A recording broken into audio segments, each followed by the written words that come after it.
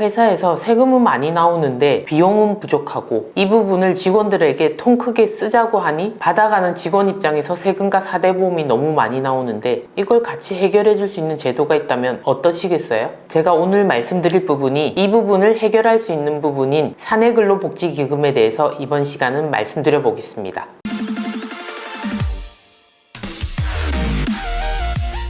이 사내근로복지기금은 사실 이전부터 있었습니다. 그런데 주무부서인 고용노동부가 2019년부터 적극적으로 지원책을 활성화했고요. 회사에 필요한 컨설팅 등의 목적으로 작년부터 많은 관심의 대상이 된 것 같습니다. 네, 그럼 좀 더 자세히 살펴보겠습니다. 이 제도는 사내 및 공동근로복지기금 제도 이렇게 되어 있습니다. 단어를 잘 살펴보시면 사내, 즉 한 회사 또는 공동, 여러 회사가 합쳐져서 근로복지, 근로자의 복지를 위한 기금으로 만들어진 회사 이렇게 보시면 되겠습니다. 고용노동부 매뉴얼에 이렇게 나와 있어서 제가 간단하게 풀어봤고요. 결국은 하나의 또는 공동으로 운영하는 복지제도로 근로자의 실질 소득을 증대하기 위한 목적이 있다고 하겠습니다. 제가 사내 및 공동근로복지기금 매뉴얼에 있는 문장을 통해서 이 제도를 풀어나가 보도록 하겠습니다. 일단 한번 읽어드려 볼게요. 사내근로복지기금이란 사업주로 하여금 사업이익의 일부를 재원으로 사내근로복지기금을 설치하여 효율적으로 관리 운영하게 함으로써 근로자의 생활 안정과 복지 증진에 이바지함을 목적으로 하는 제도이다. 이렇게 되어 있습니다. 첫 번째, 사업주로 하여금. 여기서 말하는 사업자는 법인 사업자만 뜻하는 게 아닙니다. 가끔 세법에는 법인만 되고 개인은 안 되는 경우 뭐 이런 경우도 있었죠. 여기는 법인 사업자, 개인 사업자 모두 가능하고요. 주식회사만 가능한 게 아니고 비영리법인, 병의원, 학교, 공기업 등 모두 이 제도를 활용하실 수 있습니다. 그 다음 사업이익의 일부를 재원으로, 즉 방금 말씀드린 회사들의 기존 회사에 발생한 이익을 사내근로복지기금에 출연을 한다는 뜻이죠. 이 회사가 출연을 하는 사내근로복지기금이라는 비영리법인을 하나 설립을 해야 됩니다. 이 회사는 일반 영리를 목적으로 하는 회사가 아니고 비영리법인으로 설립을 하는데요. 설립하는 방법은 정관을 만들고 임원을 정하고 이런 일반 법인 설립 절차랑 같은 부분도 있지만 다른 부분이 좀 있습니다. 설립준비위원회라는 거를 처음에 만들어야 되는데요. 이거는 우리 회사, 즉 기금을 출연하는 회사 측 대표 2명, 그 다음에 노측 대표 2명 이렇게 구성된 설립준비위원회가 주축이 돼서 비영리법인을 설립하게 되는데, 다른 일반 법인처럼 설립 절차에 따라서 자료를 제출해서 일주일 만에 법인이 설립되는 게 아니고요. 주무부서인 고용노동부에서 인가를 해줘야 됩니다. 그래서 이 모든 절차가 한 2-3개월 정도의 긴 시간이 소요된다고 보시면 됩니다.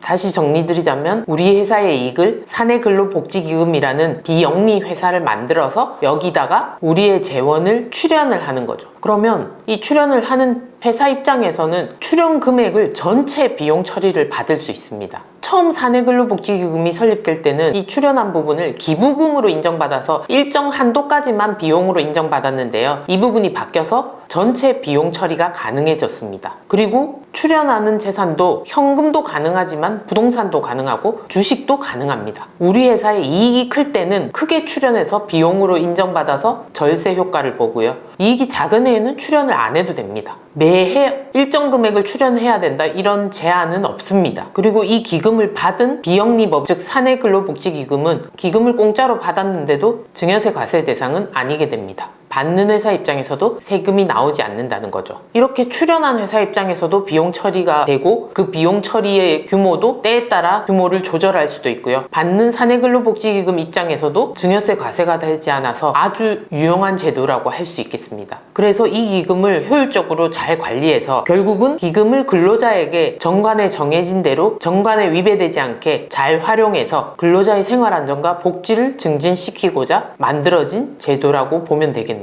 그럼 근로자 입장에서는 어떤 점이 유리하냐면 기존의 회사에서 받던 일부 복지들에 대해서는 세금을 내고 그리고 사대보험을 내고 가져오는 경우가 대부분이었습니다. 그런데 이 복지기금에서 일정한 금액, 즉 사회통념상 타당한 금액의 범위 내에서 정관에 규정된 범위에 어긋나지 않는 선에서 받는다면 소득세도 비과세가 되고 사대보험도 부과되지가 않습니다. 이런 회사가 있다면 양질의 직원들이 지원을 많이 하고 이 직원들의 애사심도 많이 높아지겠죠. 좋은 직원을 유인하는 좋은 제도라고 할 수 있겠습니다. 거기다가 이 혜택을 받는 직원의 종류가 꼭 우리 회사의 정규직 직원만 해당되는 게 아니고요. 비정규직, 외국인, 파견 근로자, 직접 도급업체의 근로자까지 다 포함하고 있습니다. 심지어 정관의 규정이 있으면 실제로 일하는 대표의 가족들도 혜택을 볼 수 있습니다. 이렇게 되면 정말 임금 인상 없이 근로자가 원하는 복지가 세금이나 사대보험 공제되지 않고 고스란히 근로자에게 전해지겠죠. 다음으로 사내근로복지기금에 출연된 기금은 원칙은 출연금의 50%만 써야 되고요. 그러나 대부분 중소기업인 우리 같은 경우에는 80%까지 쓸 수가 있고요.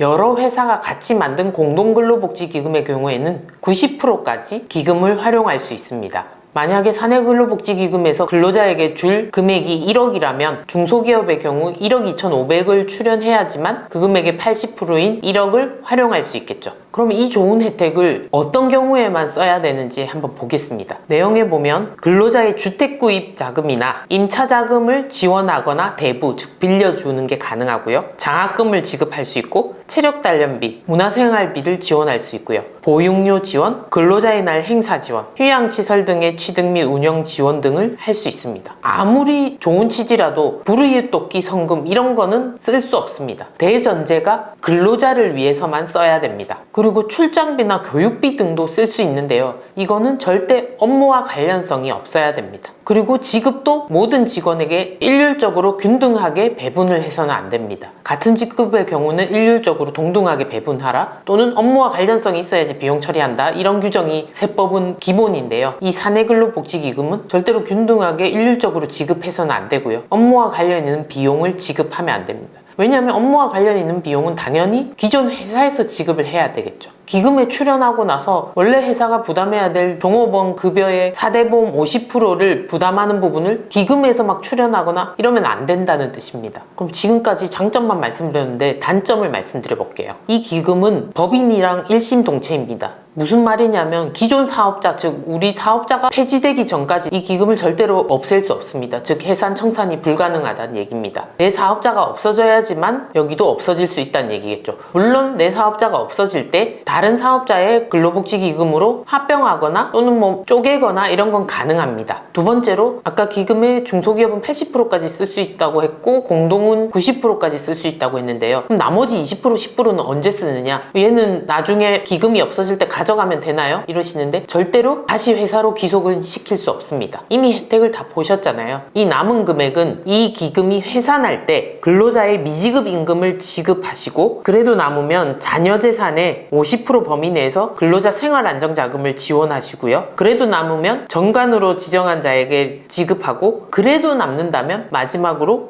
근로복지진흥기금에 기속이 되게 됩니다. 절대 회사가 가져올 수 없다는 거죠. 뭐 세 번째 단점도 이 부분과 똑같은데요. 기금을 출연하면 전체 금액을 쓸 수는 없고 그 중에 중소기업은 80%, 나머지 20%를 남겨야 된다는 단점이 있습니다. 그 다음 설립기간이 길죠. 고용노동부의 인가를 받아야 되기 때문에 2, 3개월 정도가 소요된다. 그리고 기금의 목적 사업이 엄격히 규정이 되어 있습니다. 뭐 아무데나 막 지급할 수는 없고요. 아까 정해진 요건대로 사회 통념상 타당한 일정 금액 범위 내에서 일률적이지 않게 업무와 관련되지 않게 정관에 정해진 대로 어긋나지 않게 잘 지급을 해야 합니다.